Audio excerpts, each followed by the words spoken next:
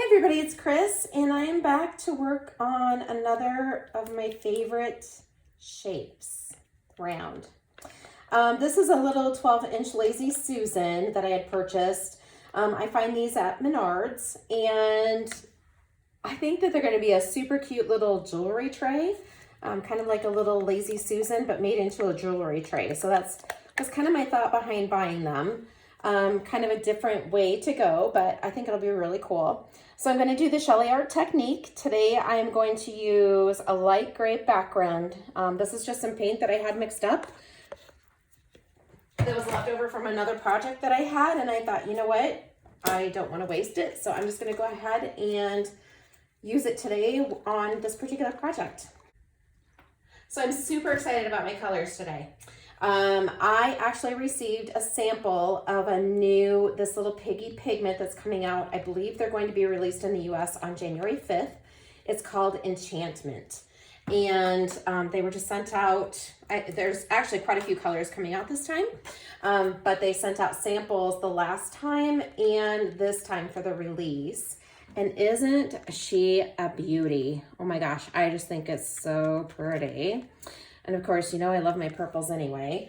So we are going to use kind of purples and blues today, and I might throw a little bit of green in there just for fun.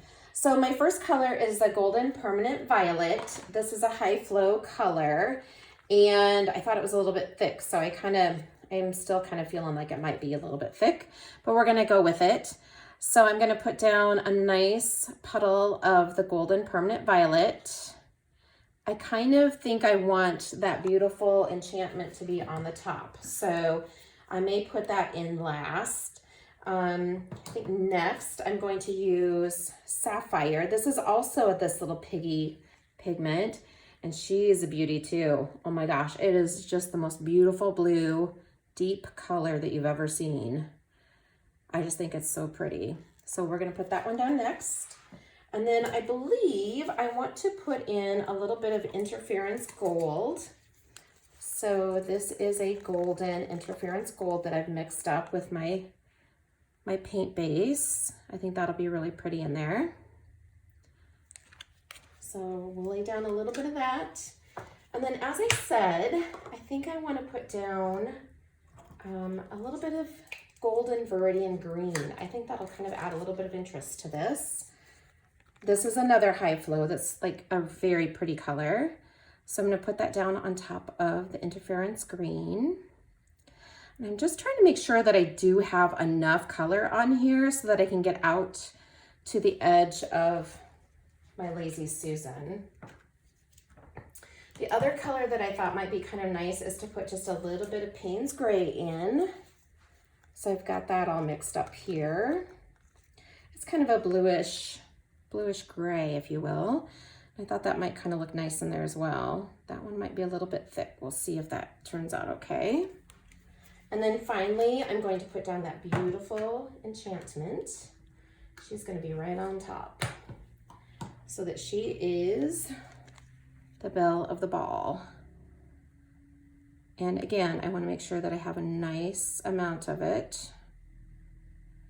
And then I just mixed up a fresh batch of black cell activator, which I think honestly is kind of one of my favorites because I always seem to get really, really nice results with it. So that's kind of my go-to, I guess. I'm gonna move this over just a little bit because we're not quite in the middle.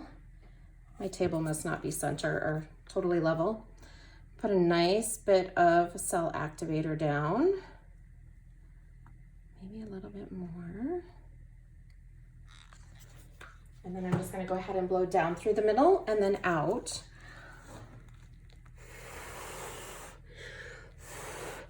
And I apologize, my lighting is getting a little bit dark in here, so I had to turn my lights on.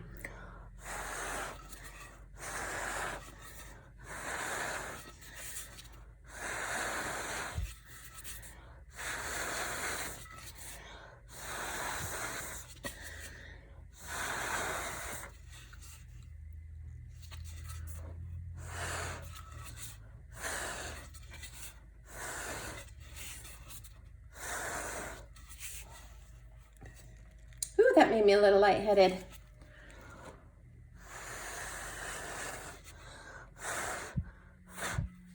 And then I like to blow my edges, like you can see here where I've got kind of a lot of color. So I kind of like to blow on those a little bit too, so that I don't have an intense bit of color on the edges. Oh my goodness, aren't those beautiful colors? Okay, so I'm gonna see if I can get this up here. I'm so sorry, I've got some light glare. I'm trying to keep this out of the light glare, but so you can see. Aren't those amazing? Oh my goodness, you guys, that enchantment. Holy cats, I can't wait for that one to come out. Okay, so super pretty colors. And I think we're just gonna spin this little baby out. I'm kind of tempted. I really love the black cell activator in the paint. So I'm kind of thinking I might just put a little, like right here, and blow it out into the gray, because I really love how it looks just in the paint itself. And maybe right here, so kind of in that color, but also just trying to get a little more interest in it, if you will. So kind of going into my color, but I'm gonna blow it out into the gray. Just like that. Because I think it's super pretty.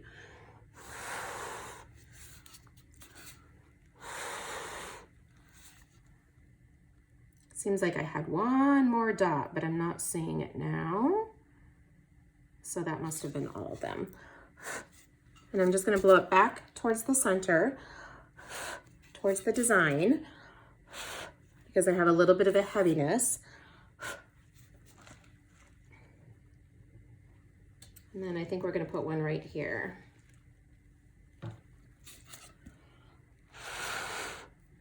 There we go. Oh my goodness, that enchantment is so stinking beautiful, you guys. I can't wait to see this little baby spun out. All right, I think I might put just a tiny bit of paint. I've got just a little bit of paint left. So I'm just gonna go ahead and put this around the edges just to kind of help it flow over the edge, kind of help it guide it over the edge, if you will. I just wanna make sure that I've got enough to stretch out. And I find when I'm doing a bigger surface, I kind of like to start with a smaller puddle in the middle, if you will, and then just add paint to the outside if I need to, just like I'm doing right now. And I find that that works really well for me when I'm working on a bigger surface like this. So a lot of people that do the Shelly art, you know, when I started on smaller surfaces. I started on tiles. That was, you know, kind of my practice medium, if you will. And there are people that are kind of a little bit tired, or excuse me, there are some people who are kind of afraid to go bigger because they find that, you know, they have really great success with the smaller surfaces. But don't be afraid to go bigger, guys. I mean, seriously, there are so many great artists out there that are doing the Shelly Art Technique that have different ideas and ways to help you with it. One of the great things that I love about the Shelly Art group is that there's a special group on Facebook with Shelly artists. And they are so helpful, and they will help you with any part of this that you get stuck on. I'll help you with anything that you get stuck on. Just let me know if you need a little bit of assistance. Certainly not an expert by any stretch of the imagination, but I've done it enough that I feel like I have a good grasp of it, and I feel like I get good results, even if I'm not using the fabulous Australian Floetrol.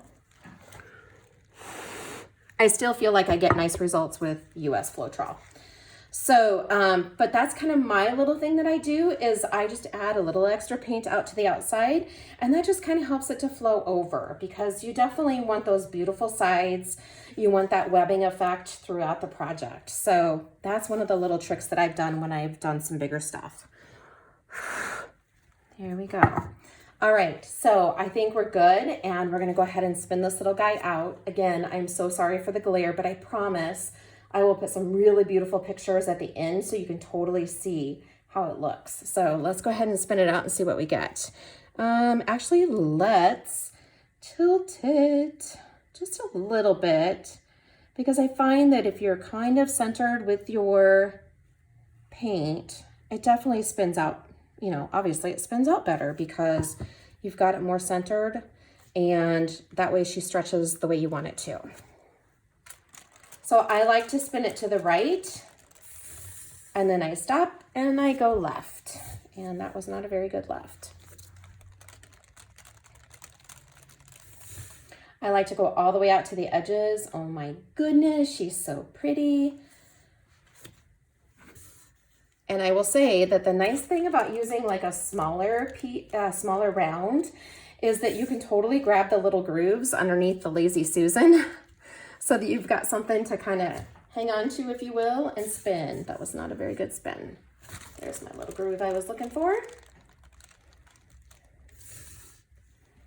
So, so pretty. I have to say that iridescent gold is kind of popping up in some areas and it is so beautiful, guys. All right, so I kind of feel like I've got my edges, I have colors going over, I have this really beautiful black cell activator in the paint. Let's pick this little guy up and see if I can get the glare out of it to show you just how beautiful it is. I don't know that I can get rid of my glare, doggone it. I told Jim that I need a new cell phone, so I think I need the new Apple.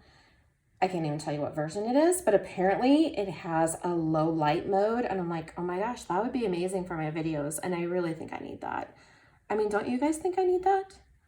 All right, so I did get a little bit of a chameleon cell action right in there, if you can see it.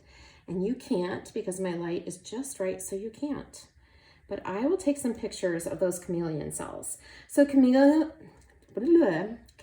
cells are when you have more than one color in a grouping. And so right there, I have purple and green together. And I really, really love these colors together, guys. So, and that is when as you're layering your pigments down, you're kind of doing translucent, opaque, and then you tend to get those cells within cells or colors within colors of cells.